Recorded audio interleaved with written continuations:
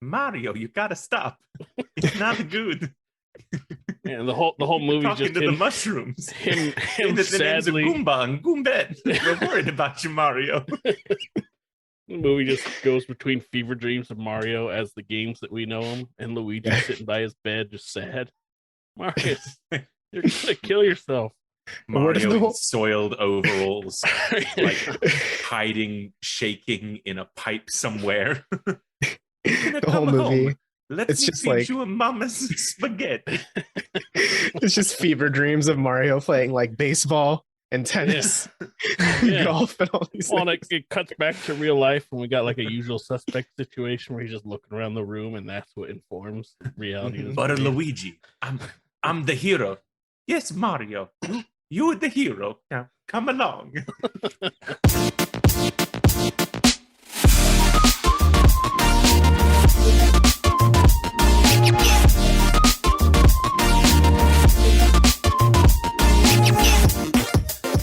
Hello, everybody. Welcome to the TechRaptor podcast. I'm Robert Scarpanito, your features editor. Andrew Otten, editor-in-chief. Rutledge Doggett, site founder. Andrew Stretch, the Grumpus editor. The Grumpus editor, because later we're going to talk about some Bugsnax. We're also going to talk about some Stanley Parable. Bugsnax. We're talking Bugsnax. But first, we talking news. PlayStation Plus has... This is a bad energy for you? Yeah, not a fan. So PlayStation has, for now, stopped letting people use codes or redeem codes for PlayStation Plus and PlayStation Now. And it's in part because they're about to revamp their whole PS Plus system. We covered it a few weeks ago. You know, they're doing the whole like PlayStation Plus, PlayStation Double Plus, and Triple Plus thing. Those aren't the real names, but you know. So now they've added to their FAQ that, yep, that's why we're doing it. And they've also posted a chart to explain like what card you redeem translates to this much time for this service. And it's like you need spreadsheets to figure this out. Rut, I'm sure you figured this out already. Oh yeah, just because you're a spreadsheet master. Pivot tables, baby. But it's essentially like if you get a PS Plus card, it converts to less time in the premium version, like the highest tier, the PlayStation Plus Premium, whereas the PlayStation Now card converts to an equal amount of time in the premium version, but even more if you redeem it for PlayStation Plus Essential, if that makes sense. No, it doesn't. Hey, remember when Xbox One came out and the PS4 came out and PlayStation made that video of how easy it was to give someone a game? Remember that? Remember how simple and easy that was of a system? I feel like Microsoft should release a video like that, but feels like this but is for Games Pass, pretty ridiculous. Like, I mean, quite. It's quite funny that you're bringing it up. That PlayStation 4, Xbox One reveal, and how, we know that Sony completely pivoted on their approach after Xbox totally dropped the ball there. But this kind of thing is already in place for Xbox. They just don't talk about it as much. Like, if I already have Game Pass Ultimate, and I get a code for 2 months of Xbox Live Gold and redeem it, and it will just add a shorter amount of time. Like, they've already done that equivalence. They've done the math. It does just seem weird in general that they're being like so forward about it, or like so restrictive, I guess. I mean, we famously know that people have absolutely used and abused the getting 3 years of Xbox Gold or Xbox Game Pass for $1 for ages at this point. Obviously PlayStation's aware of that. I was expecting them to just cop it and just be like, yeah, some people are going to abuse this system for the conversion when the conversion kicks in. It's been very weird that they've just like locked people's access to redeem PS Plus, PS Now. See, that's kind of the difference for me of the transition was Microsoft's like, yeah, we know this is going on. You guys can do whatever you want for the most part. And like some like higher ups in Microsoft talked about it like as a thing to do. Whereas PlayStation just out the gates, like, nah, no way. absolutely not. And it just kind of shows the difference in mindset, I think, too, where Xbox and Microsoft at the start, like, okay, you want to convert, whatever, it'll be cool to have you as a subscriber on a regular basis, playing the games, engaging with the platform, stuff like that. And sometimes it just feels like Sony wants to deter people. And it's literally asking you to not give money right now. Yes. Yeah, pretty much. And it's just like, I would understand if it was afterwards, right? Like, so Microsoft's kind of in the same boat where we've already rolled out Games Pass Ultimate. If you have it and you add Xbox Live, okay, that makes sense. That just Xbox Live Gold by itself is less than Ultimate. I would understand that after the conversion, but before is a little weird. Like, I feel like you would want to actively get people in the platform to boost your numbers. So from a business standpoint, I don't think the ROI is going to pay off the way they think it does. Well, the other thing too for it is that at first I thought they halted the fact that you can redeem cards, because maybe it was like, oh, we're trying to figure out exactly like, if you have PlayStation Now right now, how much does that convert to whatever, right? But they have figured that out. So why stop people from redeeming their codes between now and what would it be, June, right? Yeah. When, like, what's the point? When we all know exactly, like, if you have 183 days of PlayStation Now, you're going to get 183 days of PlayStation Plus Premium. Man, those words suck to say, by the way.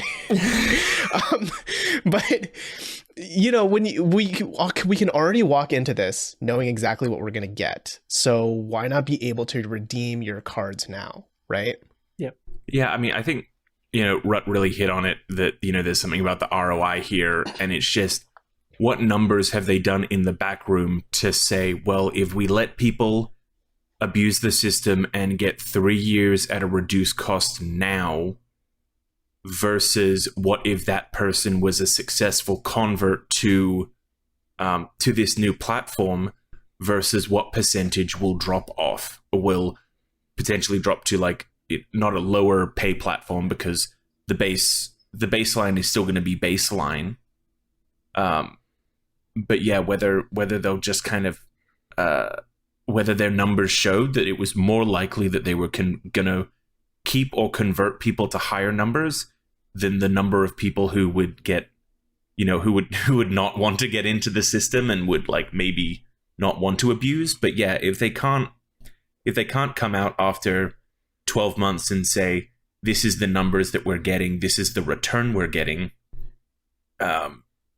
then, is this going to be another thing that PlayStation drops? Because we already know, from PlayStation's we believe in generations to we don't think that backwards compatible is important. As they've continued to be really quite hesitant to make any step towards backwards compatibility or creating this, and then they're seeing what Xbox is doing over the other side of the fence. Quite clearly, they've been dragged tooth and nail into this fight. That their fans have been wanting a competitor.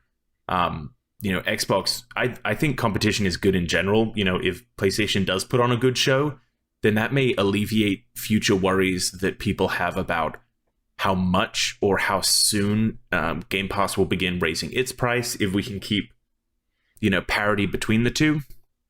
But at the moment, it's still, they're just so hesitant.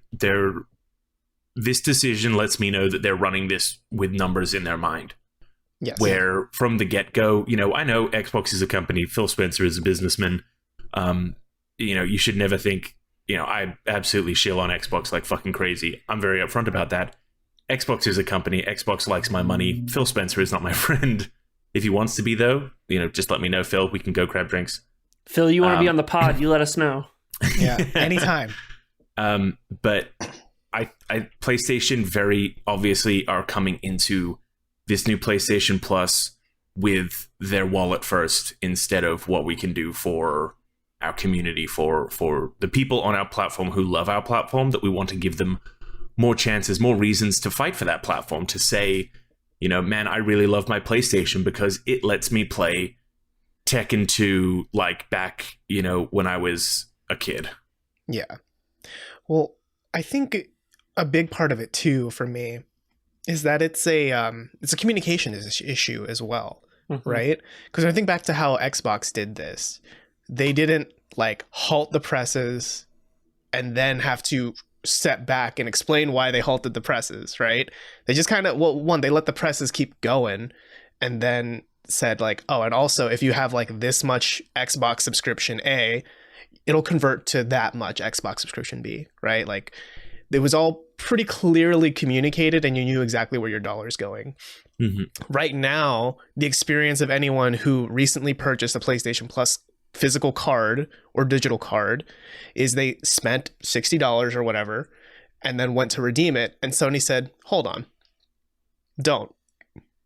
We're not going to tell you why, but don't. Not even For a hold few on, days. don't, but hold on, you can't. Yeah, exactly. I feel like if they had said, like, given a heads up, like, hey, starting on this date, we're gonna, turn off the ability to redeem codes because of like this conversion system. I feel like there wouldn't be as big of an uproar about it. People would have just been like, oh, okay, that makes sense. We'll just hold on to our cards for a bit, or maybe don't buy cards. I mean, also by that, as soon as people weren't thinking that there would be a cutoff date, so people were purchasing their PS Plus, PS Now cards in lead up to the change. If Sony had said, "Hey, we're cutting off this date on April 30th," then everyone would have just bought them last week and redeemed them. I think that this is exactly they needed to stop it and then explain why they stopped it, to specifically make sure that they limited the amount of people who attempted to do this workaround. Yeah. That's just it is confusing. It is a communication issue that they didn't stop selling the cards. They might have stopped selling the cards in their first party shops, but right now I can go to Amazon and buy a year of PlayStation Now and I can't do anything with it for the next X amount of weeks. Well, you can think about it. Yeah, I can think about it. I can think about my PlayStation Now. Can't play it, but I can think about it. Mm-hmm. And that's just a problem. Like at its core customer satisfaction level, that's a problem. That is the business very obviously putting itself forward. I mean, it's a case of business versus community. I think part of it too, and this is a thing we've talked about internally about how some of the industry in games kind of works too, and that the focus is on money and not so much building a community, building a brand. I think that it's a mindset that's the reason why Xbox is perceived positively when it comes to community is they use the word community a lot. They focus on what they're building and less so the money. I don't even know how much money they probably lost on that conversion for Games Pass. How much they're still losing. People still absolutely abuse that you buy 3 years of Xbox Gold Do the conversion. and then spend $1 and it will convert 1 for 1 when you do it that way. Yep. So, I mean, they're losing money, but they're also probably gaining a significant number of subscribers from that. Mhm. Which at some point, maybe they cut that off and their ecosystem is huge and it all rebounds. For people like me who are too lazy to do 3 years and just did 1, I've been paying ever since. Like, and it's been, for me, that first year, that like gateway drug has fully pulled me into the Games Pass sphere. Because at first I was like, this isn't really a thing I want. I don't play too many consoles. And then they started to do more and more with PC and Ultimate. And I was like, shit, this is great. And now we're getting a weekly paycheck from Phil. Exactly. And I think that's what you have to think about is like Xbox is playing the long game because they can afford to play the long game. Like let's remember they spent almost $69 billion recently. And that's like chump change kind of to them. It's fucking Microsoft, right? They can afford to quote unquote lose money on subscribers. And especially when you think about the long game, right? It's like, okay, at first it's a very community driven choice to say, yeah, whatever, you can convert your Xbox fun bucks to Game Pass fun bucks. We don't give a shit, right? But then like Rhett said, once you're in for a year, that's more than enough time for a really high likely chance that you're gonna keep going and start paying monthly after that. Let alone if you're one of those people that did the whole 3 years thing, right? And then pay $1, right? Now you've been in for 3 years. Come 2024, when your subscription lapses, you're gonna be like, no, I want to keep that. You know, like, because that's what I did like a few years ago when Games Pass was first starting around. I had like 2 years of Xbox Live saved up. I don't even play much Xbox. And then I think my subscription's about to, like, I'm gonna have to pay like maybe starting next month or the month after.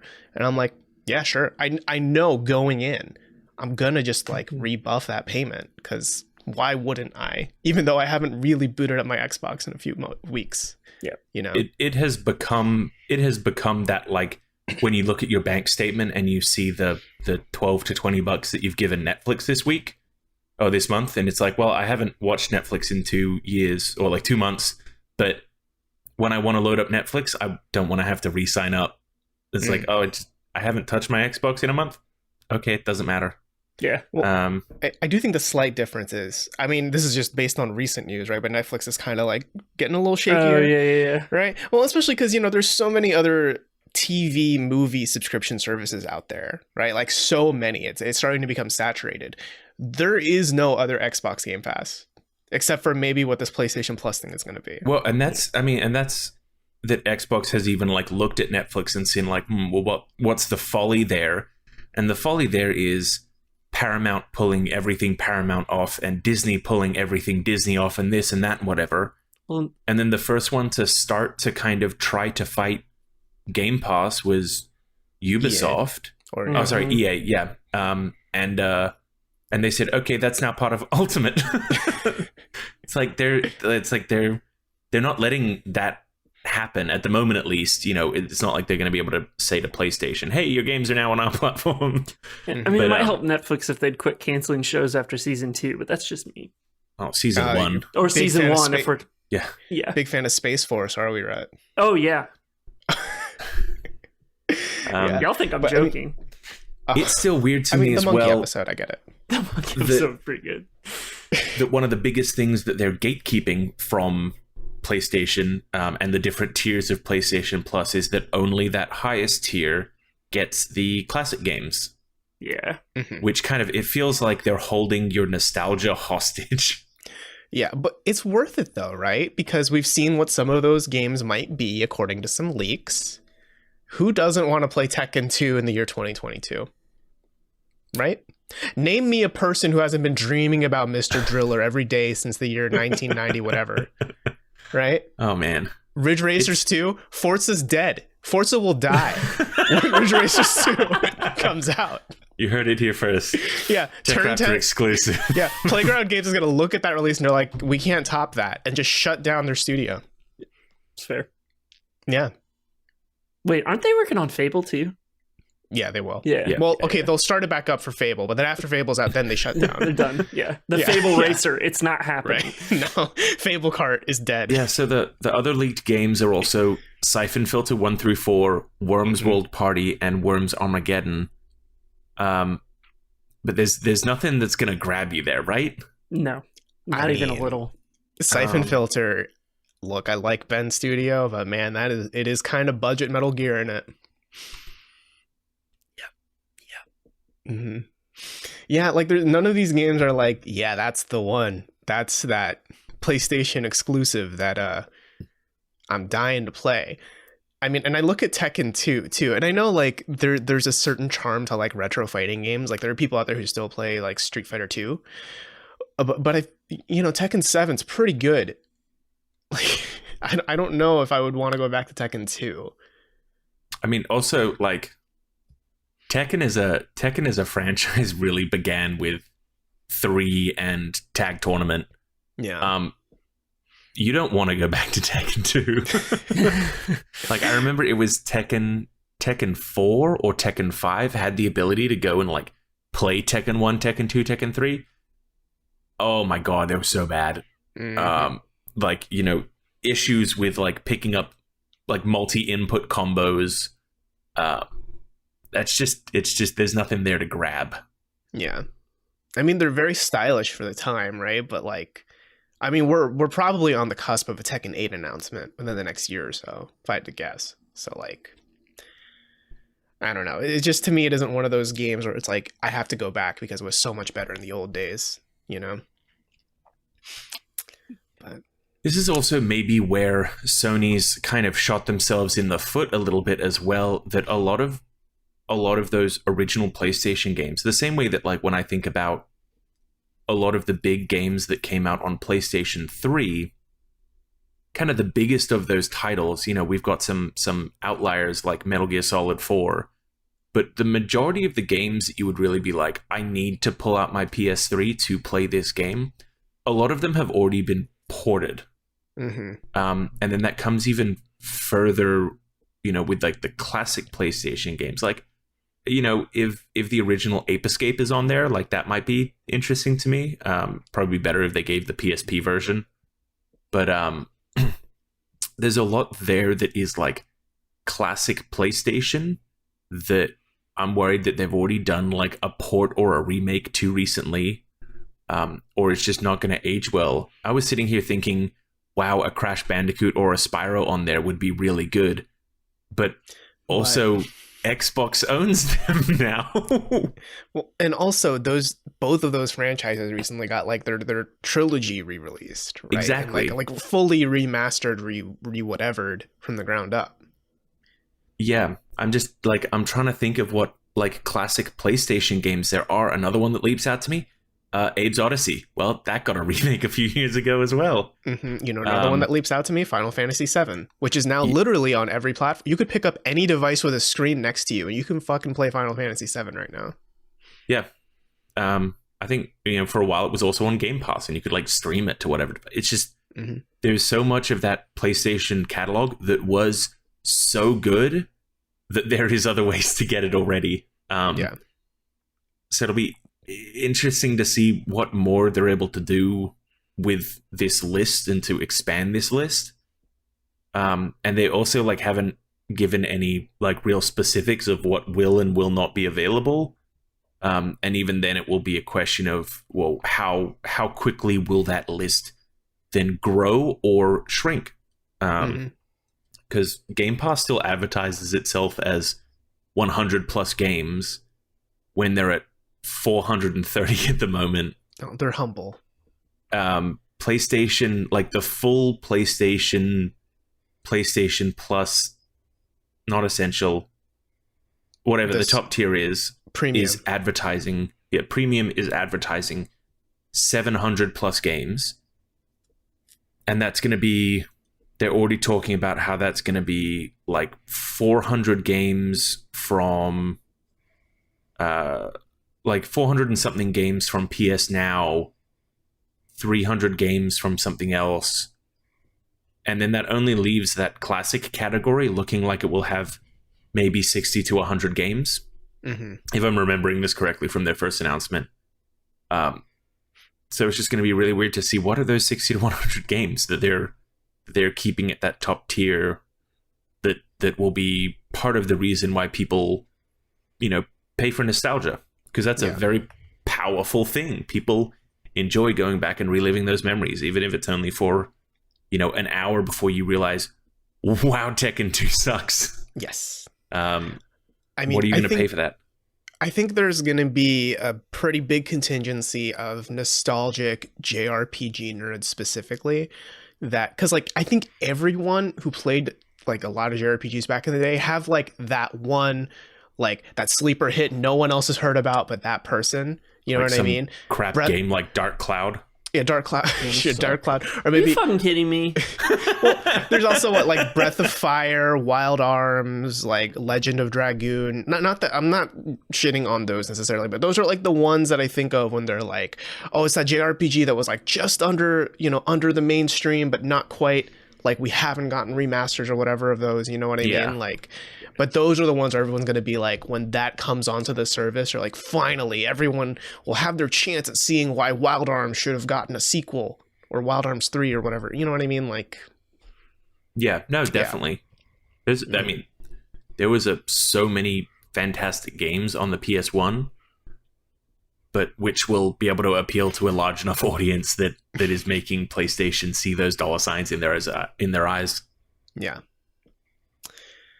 I don't know. I mean, we'll see how it all feels when it all comes out in June, when you can finally use all of those stacked up cards that you have sitting in your drawers now. Yeah, and I'm definitely going to get it for at least a month or two and see how it is, see how the games run, everything. Like, I'm looking forward to seeing what they have. We'll just, see how people react. Yeah, let's just see if we can find where the play has limits, right? Speaking of limits, Game Freak has announced that they're going to start implementing a 4-day work week. We're finally moving into that. That the work is the future, and that future is a 4-day work week. And there's no other catch to this at all. I think there's a little catch. No. It's totally fine. Just a 4-day work week. What does it say here about 20% less pay? You can ignore that. Okay. Yeah, that's fine. I'll trust you. Yeah, it's smaller than 10-point font, so it's not legally binding. Okay, excellent. Yeah. But yes, no, Game Freak, famous for their very good Pokemon games, have just announced that... And Little Town Hero, please, put some respect. I fucking forgot about... How do you remember that game? I saw someone else bring it up. They're going to transition to it. Well, they're going to allow employees to choose to do a 4-day work week at the cost of a 20% pay cut, which, if you do the math, it does check out, but it shouldn't. And this is specifically for people who have like kids, right? Or like, elementary age school children and things like that. I think that it might have been that they were just using kids as an example. But at that point, I mean, I probably say this from a place of privilege not working in the game industry, but if it gets to a point where I need a 4-day work week I need to take a day off in my work week, I'd rather just use FTO. Yeah. Or paid time off to take that day and not take a 20% pay cut. Right. But we also don't know what it's like working at Game Freak. Yeah, but I mean, that shouldn't be how you get a 4-day work week, by using your time off, right? That should be like, it's a 4-day work week and you don't get a pay cut. Mm-hmm. That's kind of the whole point behind a 4-day work week, right? Or even like the idea of companies going to like 410s. It's like they forgot you can move those hours around. Oh yeah, you don't just lose that day. People can add them on throughout the rest of the week. Right. And if you throw remote work in there, you save the commute, and it all equals out. Don't do that. Game Freak's a fucking garbage company. That's all. They make shitty games that capitalize on the same formula they've done for 20 years. That's not true. They're not that great. Oh no. Arceus changed some stuff. Yeah. Not that great. Yeah, just a little bit of stuff. And I should give them a bunch of credit for finally doing something after decades. Yeah, I'm not going to give them that much credit. And now they're trying to get headlines with this 4-day work week bullshit when it's awful. Who's going to do it? It's like, oh yeah, I can afford a 20% cut. Poor shit. To be fair, they are making headlines. Maybe not the headlines they want, but they are. They don't care. The working. The way Japan approaches work is all fucked up. The work culture there is insane. Mm-hmm. I feel for people that live in Japan that live in that. That's the norm of how they they get treated. But since I'm not in it, maybe someone's like, "Oh, this is a attractive idea." I don't know. Obviously, from the outside, it looks like a bunch of awful bullshit. But you figure that there would be a much better way to do it. Like if the point of announcing this is, it just seems like PR took a weird spin on this. Yes. to be like, here's a really good thing, but also here's the negative thing. If it had been like, Game Freak is announcing a new system where, employees are able to say that they have an emergency and that does not count across their employment record. Mm-hmm. Like allowing for family needs to take precedent over work culture. Like I feel like that could have been a much more positive story. I don't know if PR could spin anything when you have a 20% pay cut. Yeah, that's the big Well, thing. that's, Right? I mean, It's it wouldn't even be a 20% pay cut. It would just be like, yes, you're not working that day, so you're not going to be paid for that day. Like, that's, I'm not going to say, oh, I only worked 4 days this week and that was no call, no show, and they docked my pay 20%. Those assholes. It's like, well, no, I didn't do the work, so I'm not going to get paid for it. Right, but it feels like the excuse for not working shouldn't be I had to take care of my child, or I had to take care of like or whatever my sick obligation. grandparent. That's right? how like, it is. If you don't have PTO, don't have FTO. That's not something that in current day American work anyone bats an eye about. No, I mean, it's still bullshit. That's basically, I think, what we're saying. It is still bullshit, and I think it doesn't help that that's how the company has framed it too, right? It's like, for example, you can take the 4-day work week if you need to take care of your child. Like when they're saying that's the reason, that's like you're forcing someone to make a decision between, do I make the amount of money I should be making, or do I take 20% cut to make it harder to pay for my family and whatever, but also I can come home and take care of the kids, right? Like that's such a dumb choice that no parent should ever be in. Yep. Mm-hmm. Oh, definitely. It's I hate it so much.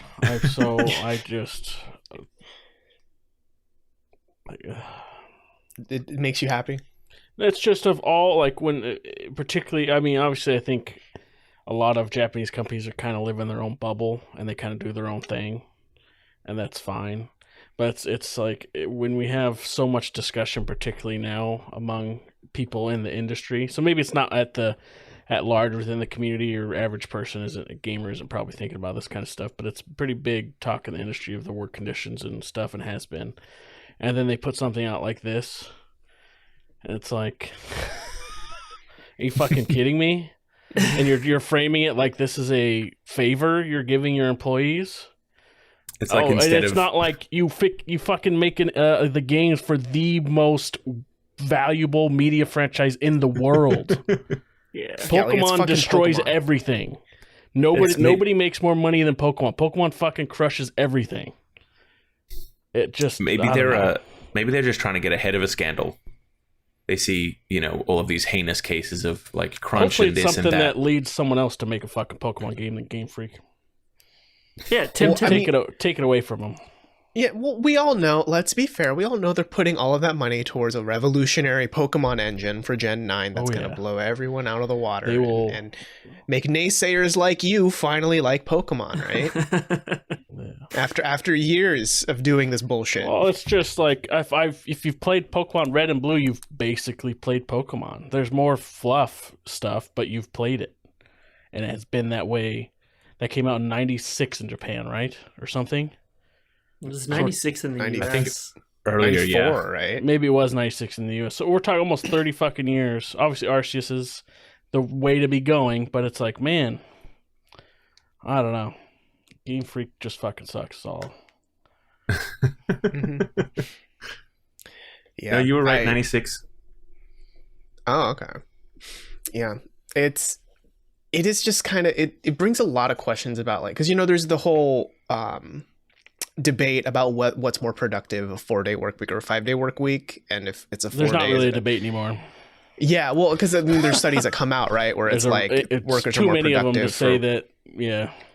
Yeah, but then I think that does bring into question here. It's like, okay, so let's say hypothetically that people are more productive in a 4-day work week here, right? Well, would they be, or would that like 20% pay cut be like enough psychic damage to be like, I don't want to work as much, I don't want to work as hard or as efficiently, right? Because like, I mean, I think it'd be a different discussion if it was like, yeah, you can work 4 days a week, just 10 hours or whatever. Like, yeah, and then 4 you have tens. I mean, that's pretty. Like that's every pretty normal. fucking everybody else does. I've never heard of this. Just we're just take a 20% pay cut of a 4-day work week. I've never heard of that. It's always you can do 5/8 or 4/10. Like, what the fuck? Yep. Yeah, this is so bizarre. I've never heard. Like, I don't understand it. Well, and you're seeing a lot of shift to, mostly outside of games, to like flex.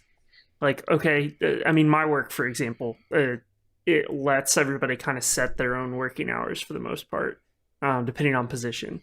So if you've got kids and you need to start at 9 because you have to take them to school every day, okay, cool, just work an hour later or whatever. And I mean, I think we're gradually seeing changes because of how it's an employees market right now. Whether that'll change again is to be seen, but I think that hopefully this is not, the because it's wrong always way been an to employees do it. market. Yeah, I mean, I think Anyway, it has. we could go people on are this just for a long learning. time. But Yeah. Well, it's always I mean, been an we say employees this market. as we say this as Otten and I figure out the contract for our first full-time person. You know, there's a lot to consider and a lot to kind of balance to make sure that things are fair. And our goal is not to be a authoritarian when it comes to how you want to work. We just want to make sure that you work well and that you're happy. Yeah. And we're starting to see companies kind of realize, oh shit, my people work better if they're happy. Or if they're taken weird. care of. Like, if I beat the shit out of them every day, man, they really don't do good work. Or if you pay cut them. Yeah, like, I think this is just the wrong mindset to have. And like Otten said, I think it's kind of the work culture in Japan as well. It's very different. Kind of that, what's the word? An environment when it comes to working over there. There's definitely like a lot of rules, and it's kind of, it hasn't changed a lot. But I mean, I'm hoping that internally Game Freak employees will kind of fight for themselves and say, hey, this isn't really what we want, or this will just backfire on them, and they'll go, oh shit, we got to go back to the drawing board, and they figure out the right way to do it, because this is not the right way to do it. This is a great way to lose very talented developers. Well, this is Game Freak. Let's not.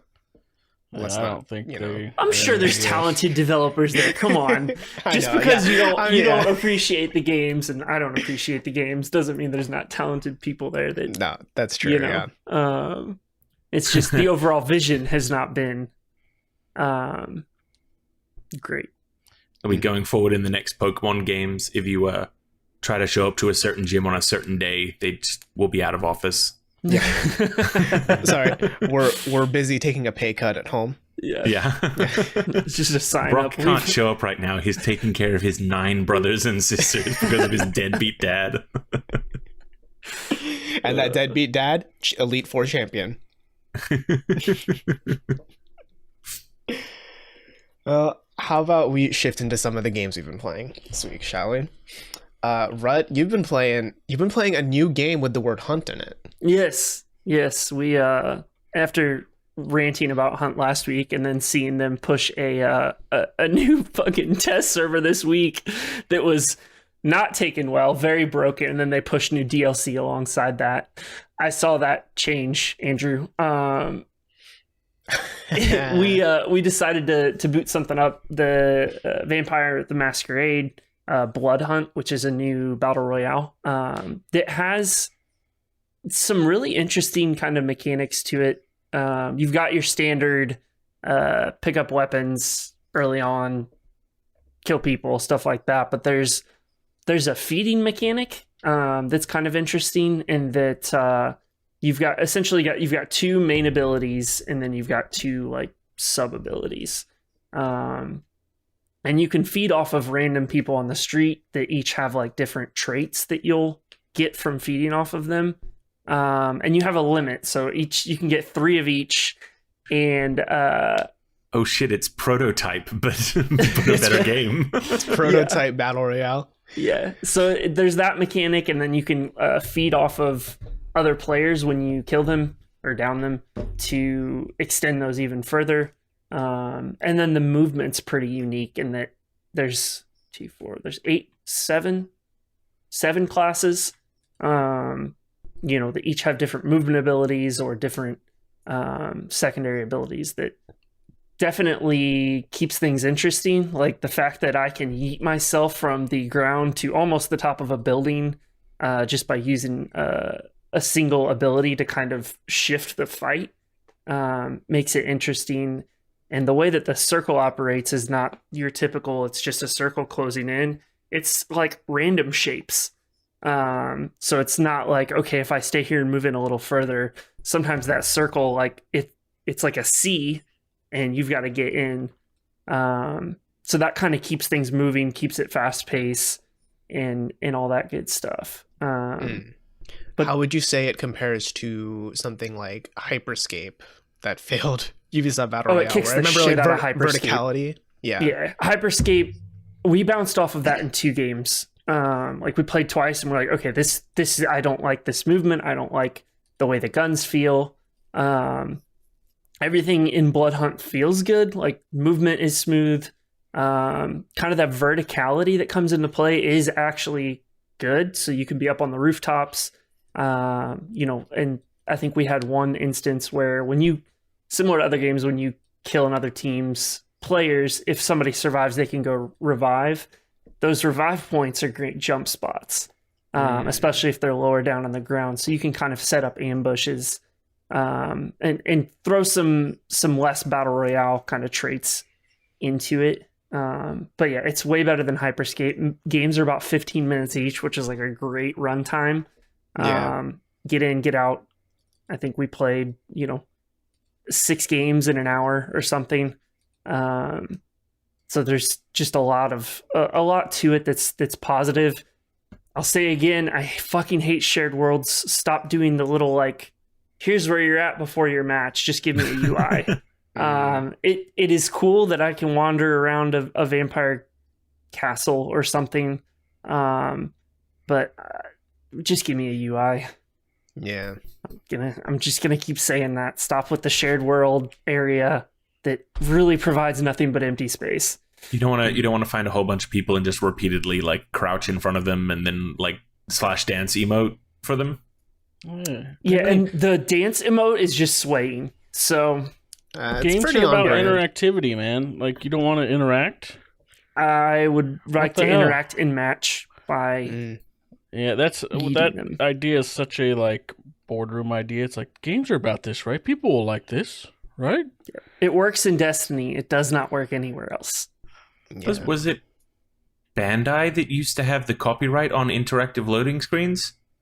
I mean, this is pretty much what that is nowadays. Instead of sitting there waiting for a lobby to fill, this is just, I guess if I wanted to do something, I could. Yeah, it's very strange. The Cycle does the same thing. That's another one that's kind of a battle royale-esque, that shared world that never has anyone in it, and you have to run from one side to the other to talk to the quest givers. And I'm like, just give me a UI. Like I don't care about running around. Let me do it quickly so that I can jump into the next match. That was kind of something nice about Back 4 Blood, actually. That they did have that like campground area that gave you like, oh, come over here, train with all your weapons, talk to this person, talk to that person. Or you could just hit the escape key, pull up a menu, and hop into exactly what you wanted to do ASAP. Right. Yep. And that's the way it should be. Like, okay, if I want to feel, I don't know, like role play it, cool. But if I just want to like get through it and get to the next match, let me do it. So big fan of Bloodhunt. Definitely worth your time if you're a battle royale junkie like I am. Nice. So, is that only on PC, right? Oh no, it's on PC and PlayStation. PC and PlayStation, and crossplay does not appear to work. I don't know. Somebody on PlayStation tried to join us and it just didn't happen. Yeah, so it's a shame. Classic Sony. Yeah, I mean, I feel like it always takes time for PlayStation to like crossplay, right? I mean, I think it's like next year that it's coming to Guilty Gear, which like that's been out for almost a year now. Oh wow, yeah. PlayStation Advantage. The PlayStation Advantage. You don't get those dirty, filthy PC players. How dare you? PC Master Race. What's the other game you've been playing? I'm interested in hearing about that game. Peglin. On the dock it says pegging. Sheet. Yeah. Andrew changed that, or Stretch changed that about halfway through the pod from Peglin to pegging. What is that? It's roguelike meets Peggle. It's a what? Like a roguelike. It's a roguey wogie. Okay. Sorry, apologies. It's a roguey wogie that has like Peggle elements to it. So, your typical roguelike, roguey wogie, sorry, where you start at the top and then you've kind of got branching choices all the way down to that first boss. Combat is dealt by eliminating pegs, and there's different orbs that you can throw. So there's like an ice orb that hits all enemies. There's literally just a rock that, depending on how many pegs you hit, you throw it at them, do the damage. And then there's, the typical like, hey, here's a chest, here's a unique area, flip a coin, that type of stuff. And then you've also got like relics that you pick up that kind of enhance things. So there's one that makes certain pegs magnetic, which has been my favorite one so far, because you just kind of shoot and you watch it just fly all over the place. But it's a unique little indie game, kind of goofy. Is it difficult? Would you describe it as a pain in the ass? Jesus Christ! Would you describe it as that? Put it on the books. You have no idea how long I've been sitting here waiting for you to shut up so I can say that. The moment I saw it and you started describing it. No, come on, Andrew. Stop with the childish jokes. So, on the whole, is it a good experience? Your fucking face, man. Like, it's just the shit-eating grin. This is why we need this on video. Oh. Yeah. We'll need Otten to get his iToy camera before we can do that. Yeah, it's good, though. If you liked Peggle, you like Rogie Wogies, and you just want something kind of chill to play while you're watching a show, it's a great fit. Just a good little indie to check out. It's a great fit. Great fit. Oh, fuck me. All right, y'all. Enough of the cheeky jokes. I'm gonna have to crop this up so bad and use it as the. Oh my god. Well, love it. Stretch, you want to talk about Bugsnax? yeah, ring us into Bugsnax. Yeah, talk about Bugsnax. It's been out for a while, but I finally have gotten a chance to hop in. I haven't gone to Big Snacks yet, but Bugsnax is a lot of fun. Definitely a lot more chilled experience that I was expecting. When it came out at launch, I really didn't pay much attention to it. I didn't have a PS5 at the time, and I didn't want to get it for my PS4. Mm-hmm. But hopping into it now, just like walking around and hearing all of the different Bugsnax, like saying their names and having like the different mechanics to like go up and, capture a Bugsnax. Honestly, this would be a fantastic Pokemon game. Mm. Even Do you as like far it more as than Arceus? no, Mm. there's not much that I am going to be enjoying more than Arceus. 'Cause I think Arceus was a fantastic game. But on top of just like catching each of the Bugsnax, I've also really been enjoying the kind of almost puzzle aspect of it.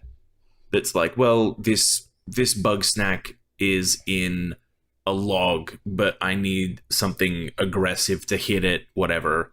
So you need to like antagonize this Bugsnax to draw him over here, to then fire ketchup on the log so that it hits it, so that Bugsnax comes out so that you can catch it. And something like that getting applied to a Pokemon game would be really cool. Mm. But it's just also, all of the dialogue is so weird, all of the names are so weird.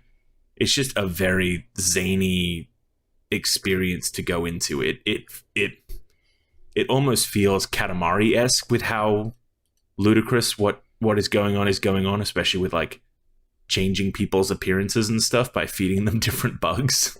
Mm-hmm. It's very like LOL so random, kind of. Yeah. Very, very boxy.